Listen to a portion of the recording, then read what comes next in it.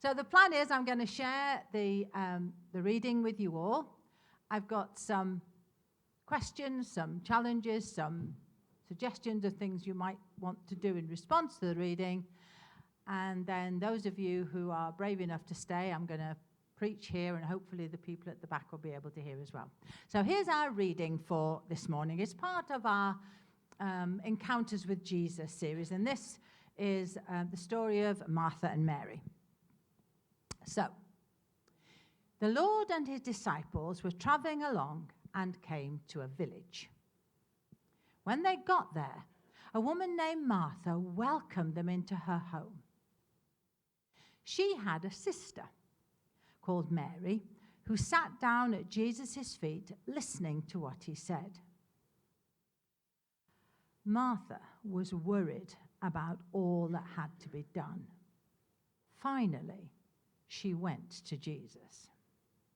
She said, "Lord, doesn't it bother you that my sister has left me to do all the work by myself? Tell her to come and help me." Jesus answered, "Martha, Martha, you're worried and upset about many things, but only one thing is necessary. Mary has chosen what is best, and it won't be taken from her." So there's the story. Jesus and disciples, and we don't know how many disciples. Remember, quite often there were 12 traveling with him, but at one point he had 72 he could send out. Hopefully, it wasn't 5 that turned up at Martha's house that day. But she was anxious that everything should be done for Jesus, and so that there should be a meal, that the place should look good for Jesus. And so she concentrated on those practical things. Her sister went and sat at Jesus' feet and listened. And we're going to explore that a little bit later. But what I want those of you who are thinking about the creative zone to think about is, what does it mean for you as an individual to rest in Jesus' presence? So these are the things that you might want to think about. Jesus wants us to rest in his presence. That doesn't mean we don't get up and do stuff, but there's got to be a space for resting in his presence. Do you think that looks the same for everyone? How do you find rest in Jesus? Martha got very stressed and tired getting things ready for her guests. And all of us have things that have to be done. All of us. Whether it's homework that should have been last Tuesday, or whether it's preparing because someone's coming to stay, or whether it's just the pressure of getting to work every day and then coming home and still having stuff that's got to be done. We all get into that position. What do you do to cope when things are hard? When time seems to be at a premium, when everything's got to be done by yesterday. Or maybe you'd like to have a look at Psalm 23. When my mum was dying in hospital, my brother got the chance to go and see her. And one of the things he did was he read Psalm 23 very slowly to her. It was a psalm that she loved. And it's a psalm about trust and confidence in Jesus, and about him giving us space. And on the back table over there, there is a Bible open at Psalm 23, but there are also 2 paraphrases of Psalm 23. One by a guy called Gerard Kelly, and one that John brought in this morning by a Japanese writer. And maybe today might be an idea for you to think about resting in Jesus and doing your own paraphrase of Psalm 23. Do not be afraid. Whatever you write, you can keep to yourself. You can share it if you want to, but there is no obligation to share anything. So, things to think about. Resting in Jesus' presence. Getting the rest we need from our physical labors, or perhaps writing a paraphrase of Psalm 23 that means something to you. So those of you who want to go and do your thing at the back, please feel free to do. The rest of us will listen to me.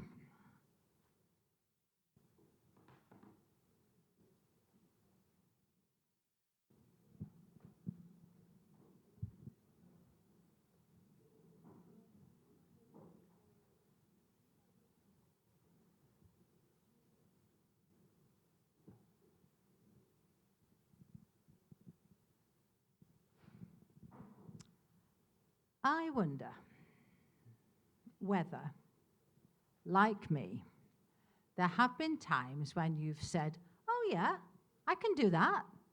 Yeah, come to mind. And then afterwards you've thought to yourself, what have I done? How on earth am I going to manage that? And I wonder whether Martha was in that position when Jesus came to her village and she said to him, come on in. No, stay with me. And then as they kept on coming in, she thought to herself, what have I done? How am I going to get everything ready? And the actual physical job just took over her whole mind. She couldn't think of anything else except getting the work done. And when Jesus spoke to her, I don't think that this was in any way a criticism. I think of it more as an invitation. He said to her, Mary's chosen to sit here, and I'm not taking that away from her. And I think at the same time, it was an invitation to say, come and sit by me. Come and rest here for a minute. And then we'll worry about the work. And Leslie reminded me that when you think about the creation story, days 1, 2, 3, 4, 5, 6, we got created on the 6th day. And the first thing we did was nothing. Because if God rested on the 7th day, I guess the whole of creation rested on the 7th day. And then on the 8th day, which isn't in the Bible but has to follow the 7th day because mathematically that's what happens, on the 8th day, Adam and Eve, we got to do the jobs that God had given to them. He'd said to them, look after the world. He'd said to them, tend the animals. He said to them, be my representative, be me on earth. But they didn't start that until after they've rested. And I think for many of us, and certainly for me when I was teaching and bringing up kids and doing all the other stuff that I did, by the time I'd done the stuff, all I wanted to do was collapse in a heap. I rested from my work. Whereas God is calling us to rest for our work. Take our refreshment from Him and go forward into Monday, if that's your first day. Refreshed, rejuvenated, ready to go again. Of course, Martha had to get the stuff ready for guests. You can't invite people to your house and then expect them to do it all themselves. But she'd got so wrapped up with the physical necessities of the time. she'd kind of lost sight who she'd invited into her house. She'd lost sight of the fact that he had so much more to give to her than she could ever give to him. Sometimes, I felt a bit sorry for Martha. And I have felt her pain when I have been doing everything and I've watched other people sitting there having a chat while I'm putting things away or doing the washing up or step back from that and rest.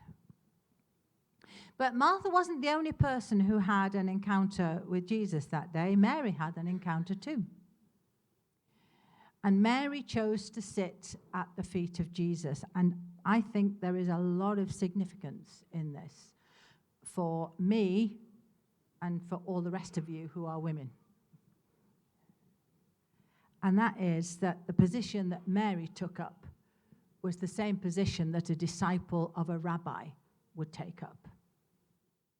So young men, and it was exclusively men in those days, boys even, after their bar mitzvah at the age of 12, those of them who had the leisure to be able to do it, and we have to remember that people like Jesus was actually at work by the time he was 12, but those who had the leisure, the money, the backing behind them, would attach themselves to a rabbi and would sit at his feet with the expectation that in due time, those disciples would become rabbis themselves. Those students would become those students would become teachers. If Mary was invited by Jesus, whether by him saying, come and sit with me, or by his accepting of her position there, whichever it was, she sat as a disciple of the teacher with the expectation that in time she too could become a teacher. She was what we are called to be, a disciple who went on to make disciples. I wonder how much time you have in your life to sit at the feet of Jesus. Looking round, I know some of you are incredibly busy. You've got jobs, you do volunteer work, you've got families, and even those of us who haven't got jobs have still got responsibilities and things that we have to get done. And I think one of the things about this story is to remind us that we need to take time to sit at the feet of Jesus. And it's going to look different for different people. Sometimes my sitting at the feet of Jesus actually involves me going for a walk,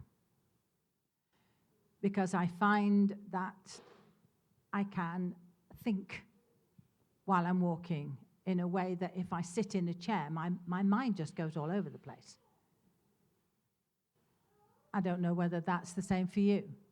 I know for some of you who are musicians or who love music, you might sit at the feet of Jesus while listening to worship music, or not worship music, to classical music.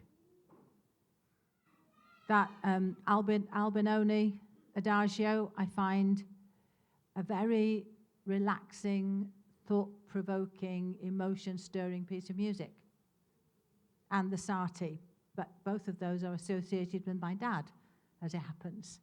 So listening to them reminds me of how loved I was as a daughter, not just by my dad, but by my dad. And maybe that's true for you too. And I think it's very, very important to carve out time for yourself. When Mom and Dad were still alive and it was becoming quite a challenge to meet all their needs. I know when Mom came out of hospital one time, she was so nervous about walking about that she rang me every 2 hours, day and night, to go and take her to the toilet. And I lived across the road, so, and it's what you do. And that's okay. But the time came when I had to say, I can't do this 24/7, 365. And so I enrolled myself on an art class. No, I am not an artist. But I enrolled myself on an art class, and I said to Leslie and Jenny, can you cover this 3 hours on a Tuesday morning so that I can go, I can turn my phone off, and when they ring, please will you answer? And it was, as it happened, they never rang. But the point was that I'd made a conscious decision. And for some of you might think, well, that's a bit selfish, going off and doing your own thing for 3 hours. But actually, for your sanity, for your well-being, for your mental health, for the opportunity to be you and not so-and-so's mum or so-and-so's dad or so-and-so's daughter or even wife or husband, where you can be who you were created to be, to give God space to talk to you as you and not as an appendage of someone else. It's vitally important that we do that.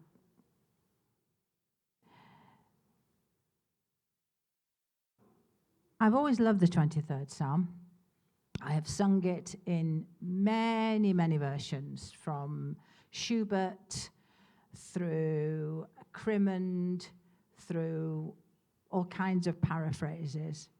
And I do think it is a beautiful expression of how much we are loved and cherished. And while a shepherd is actually not something we easily relate to now, except that we've come to it because we read the Bible so many times.